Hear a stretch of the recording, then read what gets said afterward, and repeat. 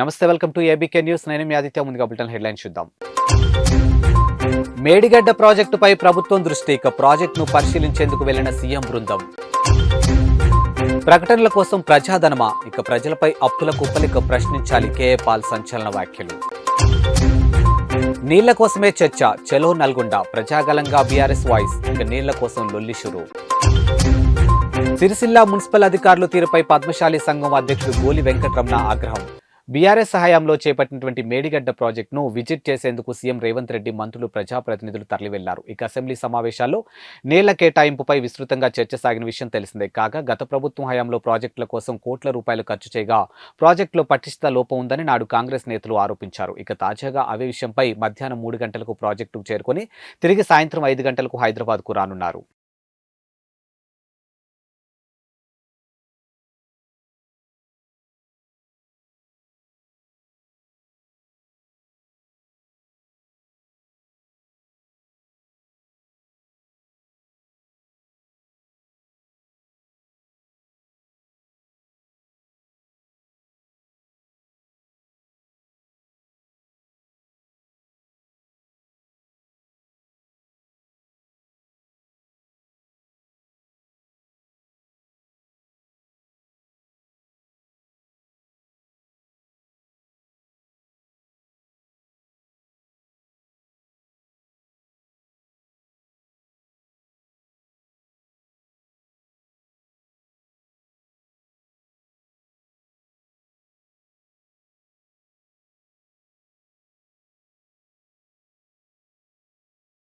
లక్షల కోట్లు ఖర్చు చేస్తున్నటువంటి ఏపీ ప్రభుత్వంపై ప్రజాశాంతి పార్టీ అధ్యక్షుడు కేఏ పాల్ ధ్వజమెత్తారు. ప్రకటనల కోసం లక్షల కోట్లు ఖర్చు పెట్టిన వైసీపీ నేతలు, ఉద్యోగులు మహిళలకు ఇచ్చేందుకు డబ్బులు ఎందుకు లేవని ప్రశ్నించారు. మరోవైపు నేను సిద్ధమంటూ ప్రతి పోల్ కాలనీలో పోస్టర్లు ఏర్పాటు చేసినటువంటి ప్రజాధనాన్ని దుర్వినియోగం చేశారని ఆరోపించారు. మోడీ తొత్తులను ఓడించాలని సూచించారు. చూసారా, నేను సిద్ధం అని జగన్మోహన్ రెడ్డి గారు 1000 కోట్లు ఖర్చు పెట్టారట. ఎక్కడ చూసినా ప్రతి పోల్కి, ప్రతి స్ట్రీట్లో లక్షలు పోస్టర్స్, 1000 కోట్లు ఖర్చు పెట్టి. ఇది ప్రజాధనం దుర్వినియోగం కాదా? నిరుపేదలకు ఇవ్వడానికి డబ్బులు లేవు, మహిళలకు ఇవ్వడానికి డబ్బులు లేవు, అంగన్వాడీ వాళ్ళకి ఇవ్వడానికి డబ్బులు లేవు, టీచర్స్కి ఇవ్వడానికి డబ్బులు లేవు, శాలరీలు టైంకి ఇవ్వడానికి డబ్బులు లేవు, రోడ్లు వేయడానికి డబ్బులు లేవు, అభివృద్ధి చేయడానికి డబ్బులు లేవు. 10 లక్షల కోట్లు అప్పు చేసి వీళ్ళిద్దరూను రాష్ట్రాన్ని, దేశానికి అమ్మేశారు.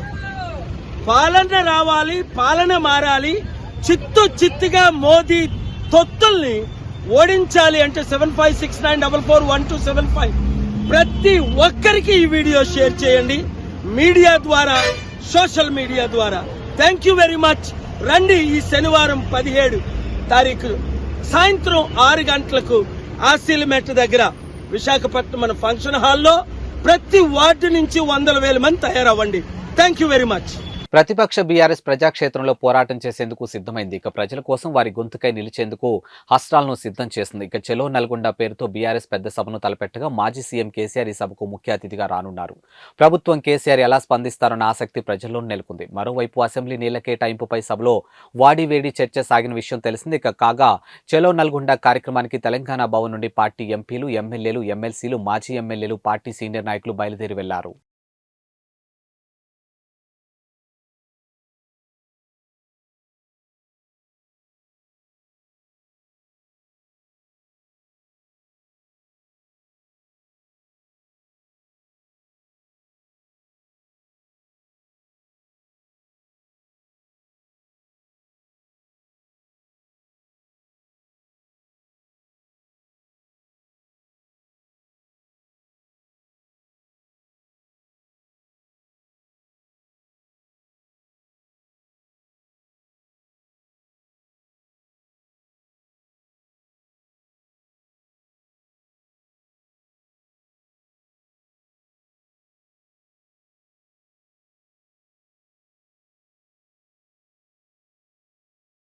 రాజన్న సిరిసిల్ల జిల్లా సిరిసిల్ల మున్సిపల్ అధికారుల తీరుపై పద్మశాలి సంఘం అధ్యక్షుడు గోలి వెంకట్రమణ ఆగ్రహం వ్యక్తం చేశారు. ఇక జిల్లా కేంద్రంలో ఏర్పాటు చేసినటువంటి మీడియా సమావేశంలో ఆయన మాట్లాడుతూ శ్రీ శివభక్త మార్కండేయ జయంతి వేడుకలు నిన్నటి రోజున అత్యంత వైభవంగా చేపట్టామని, మున్సిపల్ అధికారులు నేతన్న విగ్రహానికి అలంకరణ చేయకపోవడం పద్మశాలి బిడ్డలను అవమానించడమేనని అన్నారు. ఇక ఈ సమావేశంలో పద్మశాలి సంఘం ప్రధాన కార్యదర్శి మండల సత్యం, మోరా రవి, గాజుల బాలయ్య, కొండం శ్రీనివాస్, శ్రీరాములు, వెంకటేశం తదితరులు పాల్గొన్నారు. ముఖ్యంగా పోలీస్ శాఖ వారికి, పాత్రికేయ మిత్రులందరికీ మా పద్మశాలి సంఘం పక్షాన ధన్యవాదాలు చెప్తాము. కాకపోతే ఒక చిన్న విషయం మీ ద్వారా తెలుపదలుచుకున్నాను. నిన్న జరిగిన మార్కండేయ జయంతి ఉత్సవాల్లో ఈ ఉత్సవాలు జరుగుతున్నవి దాదాపు 12 సంవత్సరాల నుంచి ఉత్సవాలు జరుగుతూ ఉన్నాయి. మార్కండేయ జయంతి ఉత్సవాలు, అదేవిధంగా నూలు పౌర్ణమి, రాఖీ పండుగ ఉత్సవాలు కూడా దాదాపు 50 సంవత్సరాల నుంచి పద్మశాలి సంఘం నిర్వహిస్తూ వస్తున్నది. ఈ క్రమంలో చాలా కాలంగా పాత బస్టాండ్లో ఉన్న నేతన్న విగ్రహం ఏర్పాటయ్యి ఉన్నప్పటి నుంచి ఇప్పటి వరకు నూలు పౌర్ణమి కావచ్చు, లేకుంటే మార్కండేయ జయంతి ఉత్సవాలు కావచ్చు, ఏవి జరిగినా కూడా ఆ జయంతి ఉత్సవాల కార్యక్రమానికి నేతన్న విగ్రహానికి అలంకరణ కార్యక్రమం ఉంటుండే. మరి ఎందుకనో నిన్న మున్సిపల్ శాఖ వారు ఆ నేతన్న విగ్రహాన్ని కనీసం కడగకుండా, కనీసం అలంకరణ చేయకుండా వదిలిపెట్టడం మా పద్మశాలీలందరికీ అవమానకరంగా భావిస్తున్నాం. మా నేతలందరినీ కూడా అవమానించినట్టుగా మేము భావిస్తున్నాం. ఎందుకంటే చాలా కాలం నుంచి ఈ జయంతి ఉత్సవాలు నిర్వహిస్తూ వస్తా ఉన్నాం. ప్రతిసారి కూడా మున్సిపల్ శాఖ వారు ఈ నేతన్న విగ్రహానికి అలంకరణ కార్యక్రమం చేయడం ఆనవాయితీగా వస్తూ ఉన్నది. కానీ ఎందుకని చేయలేదో మాకు తెలియదు. కానీ ఈ ఆఫీసర్లకు ఈ మధ్యకాలంలో పద్మశాల్యం అవమానించడం అలవాటైపోయింది. గతంలో పోయిన నూలు పౌర్ణమి అప్పుడు వెంకటేశ్వర దేవాలయంలో ఇదే జరిగింది. మేము వెళ్లే వరకు దేవాలయం మూసి ఉంచారు. అప్పుడు కూడా సంబంధిత తెలంగాణ ప్రత్యేక రాష్ట్రం కోసం సర్వం కోల్పోయి ఉప్పెన లాంటి ఉద్యమం చేసినటువంటి తెలంగాణ క్రిస్టియన్ జేఏసీ ప్రతినిధులు కాంగ్రెస్ ప్రభుత్వం ఉద్యమకారులకు ఇచ్చే సంక్షేమ ఫలాలు ఇవ్వాలని Telangana Christian JAC chairman Jeelukarra Ravikumar demand చేశారు. ఇక తెలంగాణ ఉద్యమంలో కీలకమైన భూమికి పోషించినటువంటి జేఏసీలకు గత ప్రభుత్వం ఎలాంటి న్యాయం చేయలేదని అన్నారు. ఇక తెలంగాణ ప్రజల ఆకాంక్ష కోసం అనేక మంది అమరులవుతున్న సందర్భంలో రాష్ట్ర వ్యాప్తంగా ఉన్నటువంటి క్రైస్తవులుగా కలిసి జేఏసీగా ఏర్పడి మిలియన్ మార్చ్లో చెలో అసెంబ్లీ, సకల జనుల సమ్మె ఇలా అనేక రకాల ఉద్యమంలో కీలకంగా పనిచేశామని అన్నారు. ఇక ప్రత్యేక రాష్ట్రం ఏర్పడితే క్రైస్తవులకు ప్రత్యేక చట్టం వస్తుందని, ప్రత్యేక నిధులు వస్తాయని ఆయన ఆదేశించారని అన్నారు. ఇక ఉమ్మడి 10 జిల్లాలకు చెందినటువంటి 2200 మంది క్రిస్టియన్ జేఏసీ ప్రతినిధులకు ఎలాంటి నిబంధన లేకుండా ఉద్యమకారులకు కేటాయించే విధంగా 250 గజాల స్థలం నిర్మాణం కోసం 9 లక్షలు ప్రతి నెల పెన్షన్ ఇవ్వాలని ముఖ్యమంత్రి రేవంత్ రెడ్డిని వారు కోరారు. అనేక మంది అమరులైతున్న సమయంలో మేము సైతమని ఒక తెలంగాణ క్రిస్టియన్ జేఏసీగా ఏర్పడి ఉమ్మడి 10 జిల్లాల నుంచి అనేక మంది ఒక గుంపుగా ఏర్పాటు చేయబడి మిలియన్ మార్చ్ గాని, సహాయ నిరాకరణ గాని, సకల జన సమ్మె, చెలో అసెంబ్లీ, సంసద్ యాత్ర, సడక్ బంద్, సకల జన కార్యం చేస్తూ అనేకమైన కార్యక్రమంలో ఇన్వాల్వ్మెంట్ అయి చివరిగా సకల జనభేదితో ఈ ఉద్యమాన్ని కొనసాగింపబడి చేసి, అంటే తెలంగాణ రాష్ట్రం ఏర్పడితే మా క్రైస్తవులకు ఒక ప్రత్యేకమైన చట్టము ఉంటుందని, మా క్రైస్తవులకు ఒక ప్రత్యేకమైన నిధి ఏర్పడుతుందనే ఉద్దేశంతోనే అసలు మా క్రైస్తవులకు ఈ తెలంగాణ రాష్ట్రంలో ఏమీ లేకుండా ఉన్న సమయంలో ఒక బలమైన ఉద్యమంగా తెలంగాణ క్రిస్టియన్ జేఏసీ ముందుకు సాగింది. అంటే ఇన్ని పోరాటాలు చేసిన తర్వాత ఈ 10 సంవత్సరములలో గత ప్రభుత్వము ఈ క్రైస్తవ క్రిస్టియన్ జేఏసీ గాని, ఈ పోరాటం కర్నూలు మున్సిపల్ పరిధిలోని 30 వార్డు కార్పొరేటర్ సంచన్న నోరు అదుపులో పెట్టుకుని మాట్లాడాలని అంటూ వైఎస్ఆర్సీపీ నాయకులు మీడియాతో మాట్లాడారు. ఇక పాణ్యం నియోజకవర్గం శాసనసభ్యులు కాటసాని రాంభూపాల్ రెడ్డి తనపై తప్పుడు కేసులు బనాయించి ఇబ్బందులు గురిచేస్తున్నారంటూ స్థానిక కర్నూలు మున్సిపల్ పరిధిలో 30 వార్డు కార్పొరేటర్ సంచన్న పోలీసులను ఆశ్రయించడం హేయమైన చర్యగా మరియు అవమానకరంగా ఉంది అంటూ 30 వార్డు వైఎస్ఆర్సీపీ నాయకులు మీడియాతో అన్నారు. ఇక సంచన్న నువ్వు ఎమ్మెల్యేని విమర్శించే స్థాయి కాదని, పార్టీ మారాలి, పార్టీ నుండి పోవాలి లేదా మరి ఏదైనా ఉద్దేశం ఉంటే హుందాతనం ప్రవర్తించి రాజకీయాల్లో హుందాగా పక్కకు తప్పుకోవాలి, కానీ ఇలా అబద్ధపు ప్రచారాలు చేస్తూ కాటసాని రాంభూపాల్ రెడ్డి గారిపై అనవసరమైన తప్పుడు కేసులు మరియు తప్పుడు ఆరోపణలు చేస్తూ ఉంటే కాటసాని రాంభూపాల్ రెడ్డి అభిమానులమైన మేము చూస్తూ ఊరుకోబోమని హెచ్చరించారు. తక్షణమే పెట్టినటువంటి కేసులను చేసినటువంటి తప్పుడు ప్రచారాలను వెనక్కి తీసుకోవాలని అన్నారు. ఏదైనా కానీ ఆయన అడుగుజాడలే నడుచుకున్నారు. మరి సంజన్న ఏ విధంగా సార్ని విమర్శించినాడో మనకైతే తెలియదు. ఎందుకు సార్ని విమర్శించినాడు, ఆయన చేసిన పనులేమి, ముఖ్యంగా మరి నిన్ను ఎంతనో గౌరవించి ప్రేమించి ఆయన నిన్ను దగ్గరికి ఆదరించినాడు కూడా. మరి ఒకప్పుడు సారు, మరి నేను కూడా సార్ వెంటనే 15 సంవత్సరాల నుంచి ఆయన వెంటనే ఉన్నాను.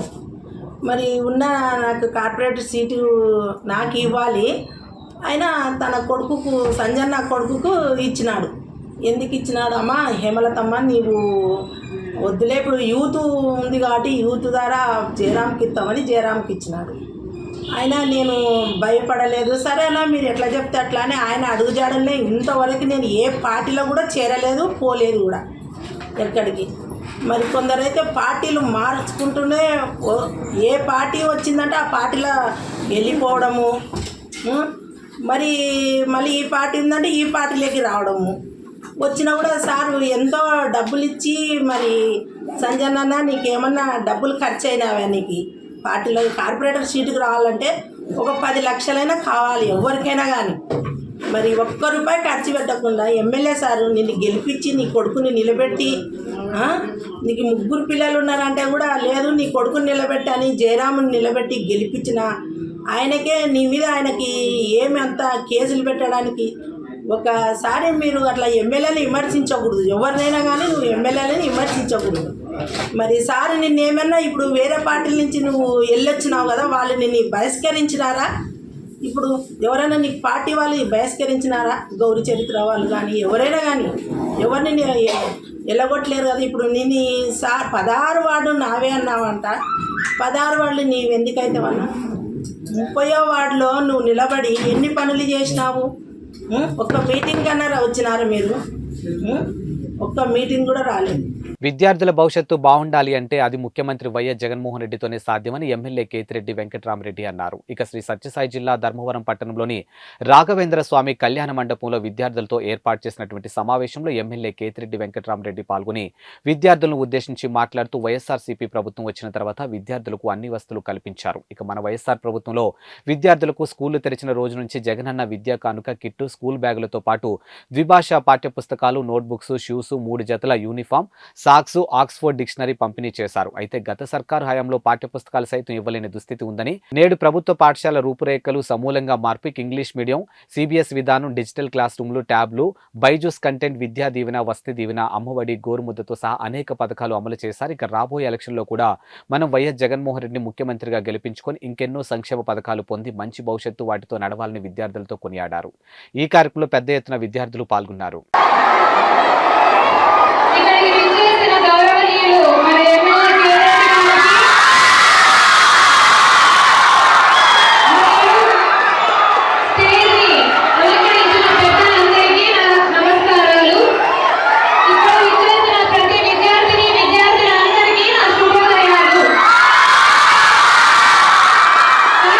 మీరైతే అనవద్దు అంటున్నారు కానీ మీ అభిమానాన్ని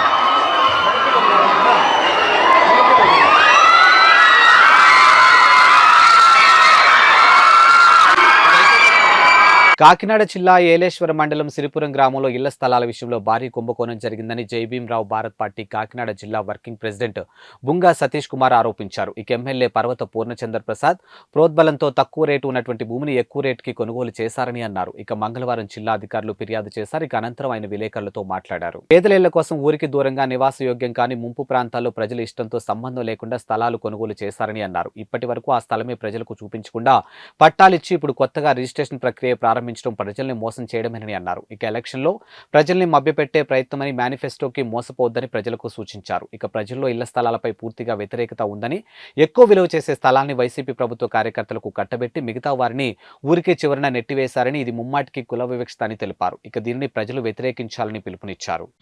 మీడియా మిత్రులకు నమస్కారం. నా పేరు బొంగా సతీష్ కుమార్, జైభీంరావు భారత్ పార్టీ కాకినాడ జిల్లా వర్కింగ్ ప్రెసిడెంట్ని, అలాగే పెద్దాపురం నియోజకవర్గ ఇన్ఛార్జిని కూడా. అయితే ఈరోజు కలెక్టరేట్లో ఒక రెఫరెండం ఇవ్వడం జరిగింది. గతంలో వైసీపీ ప్రభుత్వం ఇళ్ల స్థలాల విషయంలో ప్రభుత్వం వచ్చిన దగ్గర నుంచి కూడా మాయమాటలు చెప్పి మసిపూసి మారేడుకాయ చేస్తూనే ఉంది. అలాగే కాకినాడ జిల్లా ఏలేశ్వరం మండలం సిరిపురం గ్రామంలో ఇళ్ల స్థలాల విషయంలో కూడా భారీ కుంభకోణం జరిగిందని చెప్పుకోవాలి. ఎందుకంటే ఎక్కువ రేటు కొనుగోలు చేసి తక్కువ రేటు ఉన్న భూమిని ఎక్కువ రేటు కొనుగోలు చేసి ప్రజలకి మభ్యపెట్టి అక్కడ కొనుగోలు చేసిన విషయంలో అవకతవకలు ఏర్పడ్డాయని చెప్పేసి మేము గతంలో కూడా అనేక మార్లు చెప్పడం జరిగింది. అయినా కానీ ప్రజల యొక్క మన్నలను తీసుకోకుండా, ప్రజల యొక్క ఇష్టంతో సంబంధం లేకుండా రెవెన్యూ డిపార్ట్మెంట్ వారు, అక్కడ ఉన్నటువంటి శాసనసభ్యులు పర్వత ప్రసాద్ గారు కూడా కుమ్మక్కయ్యి అధిక కుంభకోణం చేశారని, అవకతవకలు ఏర్పడ్డాయని చెప్పేసి చెప్పడం కూడా జరిగింది. మరి ఎందుకు పనికిరాని భూమిని కొని ప్రజలకి కట్టబెట్టి ఎక్కడో ఊరికి చివరన దాదాపు 2-3 కిలోమీటర్ల దూరంలో నివాసయోగ్యం కాని భూమిని కొని ప్రజలకు కట్టబెట్టే పరిస్థితి ఏర్పడింది. వైసీపీ కార్యకర్తలకేమో ఊరికి ఆనుకుని ఒక 50 ఇళ్ళు వరకు ఇవ్వడం జరిగింది. మిగతా ఎస్సీ ఎస్టీ బీసీ వాళ్ళని ఊరికి చివరనే నివాసయోగ్యం కాని ముంపు ప్రాంతంలో ఆ యొక్క స్థలాలను కేటాయించి ఇప్పటికీ కూడా స్థలాలు చూపించకుండా మభ్యపెట్టి ఈ రోజుని కొత్తగా రిజిస్ట్రేషన్ ప్రక్రియ అని చెప్పేసి ఎంతకాలం ఇలా వైసీపీ ప్రభుత్వం ప్రజలను మోసం చేస్తూ వస్తుందని చెప్పేసి ఈ మాయమాటలు నమ్మే పరిస్థితి లేదని చెప్పేసి ఈ యొక్క ఎలక్షన్ ప్రక్రియలో భాగంగానే ఈ రిజిస్ట్రేషన్ ప్రక్రియను తీసుకొచ్చారని ప్రజలందరూ కూడా దీన్ని వ్యతిరేకించాలని చెప్పేసి పిలుపునివ్వడం జరుగుతూ ఉంది. ఖచ్చితంగా దీన్ని ఎదుర్కోవాలి.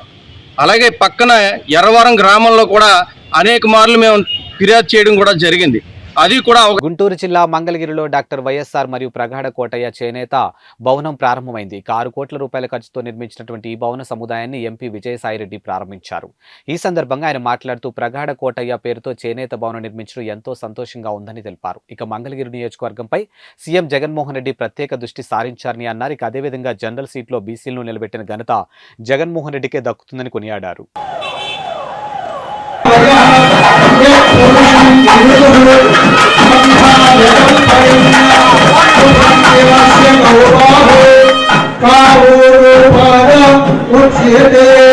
బ్రాహ్మణోస్య ముఖమాసి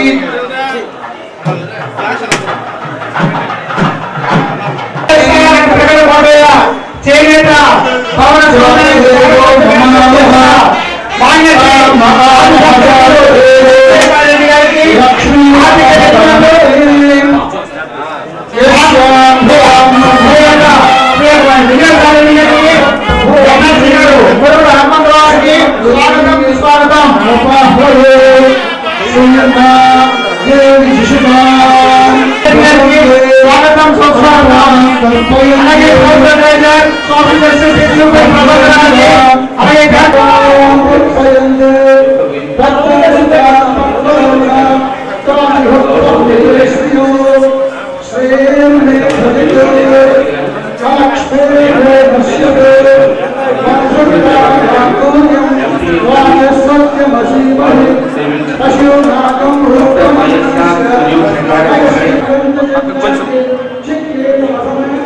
కూడా రాజ్యాంగ పదవుల్లో కానీ లేకుంటే పార్లమెంటులో కానీ లెజిస్లేచర్లో కానీ ఎక్కడ అంత ఎక్కువ ప్రాతినిధ్యం ఉండేది కాదు.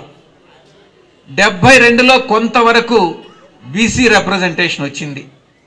ఆ తర్వాత 2009లో స్వర్గీయ రాజశేఖర రెడ్డి గారు, ఉదాహరణకు చెప్పాలనంటే మల్కాజ్గిరిలో సర్వే సత్యనారాయణ గారు జనరల్ సీట్లో ఎస్సీని నిలబెట్టి అయితేనేమి, హిందూపూర్ పార్లమెంట్ అయితేనేమి, రాజమండ్రి పార్లమెంట్ అయితేనేమి, ఇవన్నీ కూడా జనరల్ సీట్స్ అయినప్పటికీ కూడా ఇక్కడ బీసీలను నిలబెట్టినటువంటి ఘనత జగన్మోహన్ రెడ్డి గారిది. బీసీలను నిలబెట్టి గెలిపించుకున్నాం. కర్నూలు గత ఎన్నికల్లో బీసీ గెలిచారు, అనంతపూర్లో బీసీ గెలిచారు, హిందూపూర్లో బీసీ గెలిచారు, రాజమండ్రిలో బీసీ గెలిచారు. దీనికి ఒక శాంటిటీ ఇచ్చేదానికోసంగా మనం చేస్తున్నది కరెక్టా కాదా అన్నటువంటిది తెలుసుకోవాలనంటే కుల గణన అన్నటువంటిది చాలా అవసరం. అందుకే ఒక సంవత్సరం క్రిందట ఈ యొక్క క్యాస్ట్ సెన్సస్ కి పల్నాడు జిల్లా దాచేపల్లిలో కీచక పోలీస్ వ్యవహారం బయటకు వచ్చింది. ఇక దాచేపల్లి పోలీస్ స్టేషన్ కు చెందినటువంటి కానిస్టేబుల్ వెంకట్ నాయక్ లైంగిక వేధింపులకు పాల్పడ్డాడని పట్టణానికి చెందినటువంటి వివాహిత ఆరోపిస్తుంది. ఇక తన భర్తను పోలీస్ స్టేషన్ లో పెట్టడంతో పాటు కొట్టాడని, తన పాప ముందే తనపై లైంగిక వేధింపులకు పాల్పడ్డాడని వాపోయింది. ఇక తాను 3 నెలల గర్భిణీ ఉన్న సమయంలో వేధింపులకు పాల్పడడంతో తన గర్భాన్ని కోల్పోయానని మహిళ ఆవేదన వ్యక్తం చేస్తుంది. ఇప్పటికైనా ఉన్నతాధికారులు స్పందించి కీచక పోలీస్ పై చర్యలు తీసుకోవాలని డిమాండ్ చేస్తుంది. వెంకట్ నాయక్ అనే అతను, నేను ఇక్కడ నారాయణపురంలో రెంటుకుంటుంటే మా హస్బెండ్ పోలీస్ స్టేషన్లో కేసు అయి ఉంటే మా ఇంటికి వచ్చాడు. వచ్చిన ఫస్ట్ 4-5 డేస్ బాగానే ఉన్నాడు. తర్వాత నన్ను అది ఇది మీ హస్బెండ్ మీద అన్ని కేసులు ఉన్నాయని చెప్పేసి నన్ను, నా పాపని భయభ్రాంతులకు గురి చేసి సెక్సువల్ హెరాస్మెంట్ చేసి తన వల్ల నాకు ప్రెగ్నెన్సీ కూడా అబార్షన్ అవ్వడం అనేది జరిగింది. నేను ఎస్పీ ఆఫీస్కి వెళ్ళినా కానీ నాకు న్యాయం అనేది జరగలేదు. ఇక్కడ సిఐ గారిని సంప్రదించినా కానీ ఎస్ఐ గారి దగ్గరికి వెళ్తే సిఐ గారి దగ్గరికి వెళ్ళమని, సిఐ గారి దగ్గరికి వెళ్తే డిఎస్పీ గారి దగ్గరికి వెళ్ళమని చెప్పేసి ఒకళ్ళ మీద ఒకరు చెప్పుకుంటున్నారు. ఎందుకంటే వీళ్ళు ఒకే డిపార్ట్మెంట్ కాబట్టి నాకు అనేది ఎటువంటి న్యాయం అనేది జరగలేదు. దయచేసి ప్రెస్ వాళ్ళ వల్ల అయినా కానీ నాకు న్యాయం జరగాలని కోరుకుంటున్నాను. అలాగే చాలామంది ఆడపిల్లల్ని అతను అలా చేశాడని చెప్పేసి నాకు తెలిసింది. ఇలానే కేసుల్లో ఇచ్చేసి ఆడపిల్లల్ని వాడుకోవడం అనేది జరిగింది. చిన్న పాప ఉందని కూడా ఆలోచించకుండా నన్ను చాలా ఇబ్బంది పెట్టున్నాడు. దయచేసి నేను ఒకటే కోరుకునేది, నాలాగా ఎవరు ఆడపిల్లలు అనేది ఇబ్బంది పడకూడదు. వెంకట్ నాయక్ని శిక్షించాలని కోరుకుంటున్నాను. సోషల్ మీడియాలో వస్తున్నటువంటి కథనాలను ఖండించినటువంటి సిఐఓ విశ్వవిద్యాలయంలో అసాంఘిక కార్యకలాపాలు జరిగినట్లు సోషల్ మీడియాలో హల్చల్ తాడేపల్లి పోలీసుల పేరుతో ఫేక్ న్యూస్ చక్కర్లు కొడుతూ ఉన్నాయి. ఇక సోషల్ మీడియాలో వచ్చే కథనాలను ఎవరూ నమ్మవద్దని తెలిపిన సిఐ మధుసూదన్ రావు 2 రోజుల క్రితం ఓ విద్యార్థి హాస్టల్పై నుంచి దూకి ఆత్మహత్య చేసుకున్నారు. ఇక కేసు నమోదు చేసి దర్యాప్తు చేపట్టాం. సోషల్ మీడియాలో అబద్ధపు ప్రచారాలు వస్తున్న సందేశాలను అలా ప్రచారాలు చేసే వారిపై చట్టపరమైన చర్యలు తీసుకుంటామని తెలిపినటువంటి సిఐ మధుసూదన్ రావు. కేఎల్ యూనివర్సిటీలో 2 డేస్ ఒక కుర్రవాడు బిల్డింగ్ మీద నుంచి దూకి చనిపోవడం జరిగింది. దానికి సంబంధించి ఒక న్యూస్ వైరల్ అవుతూ ఉంది. 2 అబ్బాయిలు ఒక అమ్మాయిని చంపేసి బ్యాగులో పెట్టేసి కాలేజీలోకి తీసుకొని వచ్చారు. పోలీసుల బాడీని పట్టుకున్నారు. ఆ 2 అబ్బాయిలు పారిపోయారు అనేది ఒక న్యూస్ సోషల్ మీడియాలో వైరల్ అవుతూ ఉంది. అవన్నీ అవాస్తవాలు. ఒక కుర్రోడు అతనికి కొంచెం హెల్త్ ఇష్యూస్ వల్ల 11th ఫ్లోర్లో నుంచి దూకి చనిపోయినట్లుగా మేము ఒక ఎఫ్ఐఆర్ కట్టుకున్నాము. దానికి సంబంధించి ఇన్వెస్టిగేషన్ జరుగుతూ ఉంది. అది తప్ప 2 కుర్రాళ్ళు ఒక అమ్మాయిని చంపడం కానీ, బ్యాగులో పెట్టుకొని పోవడం కానీ, ఆ బ్యాగును పోలీసులు పట్టుకోవడం కానీ, కుర్రాళ్ళు పారిపోవడం కానీ ఏం జరగలేదు. అది అవాస్తవాలు. అలాంటి ఫేక్ న్యూస్ నమ్మొద్దు. దాన్ని ఎటువంటి అనుమానం వ్యక్తం చేయలేదు. ఎందుకు చనిపోయాడని అడుగుతూ ఉన్నారు. అది ఇన్వెస్టిగేషన్ జరుగుతూ ఉంది. వాస్తవాలు బయటకు వస్తాయి. తండ్రికి సంబంధించి అనుమానాలన్నీ నివృత్తి చేయడానికి సీసీ కెమెరాస్ చూపించడం జరిగింది. నైట్ 1:09 ప్రాంతంలో అబ్బాయి ఒక్కడే సెల్లార్లో కూడా దూకే వైపుకి వెళుతున్నట్టుగా సీసీ కెమెరాలో రికార్డ్ అయి ఉంది. అలాగే ఆ అబ్బాయి అంత ముందు రోజు కూడా తండ్రితోటి 2-3 రోజుల నుంచి షివరింగ్ తోటి బాధపడుతూ తండ్రికి కాల్ చేసి రమ్మని అడుగుతూ ఉన్నాడు. తండ్రి రేపు వస్తానని వాయిదా వేస్తూ ఉన్నాడు. అంతవరకు అయితే ఇన్వెస్టిగేషన్ తెలిసింది. ఫర్దర్ ఇన్వెస్టిగేషను, సైంటిఫిక్ ఇన్వెస్టిగేషన్ అవన్నీ జరుగుతూ ఉన్నాయి. త్వరలో ఇన్ఫర్మేషన్ చెప్తాం. శ్రీ సత్యసాయి జిల్లా పుట్టపర్తి విమానాశ్రయం చేరుకున్నటువంటి మాజీ ముఖ్యమంత్రి చంద్రబాబు సతీమణి నారా భువనేశ్వర్ భువనేశ్వరికి ఘన స్వాగతం పలికిన మాజీ మంత్రి పల్లె రఘునాథ్ రెడ్డి మాజీ ఎంపీ నిమ్మల కృష్ణప్ప మాజీ ఎమ్మెల్యే పార్థసారథి పరిటాల సునీతమ్మ సవితమ్మ బండారు శ్రావణి టీడీపీ ముఖ్య నాయకులు విమానాశ్రయం నుంచి రోడ్డు మార్గాన నిడిమామిడి బయలుదేరినటువంటి నారా భువనేశ్వరి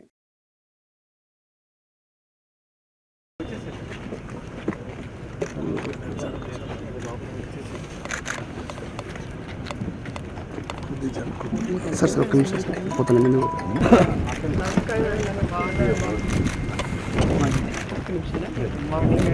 లైన్లో ఉంటే బాగుంటుంది. ఇక్కడ మధ్యలో తిరిగి రండి సార్.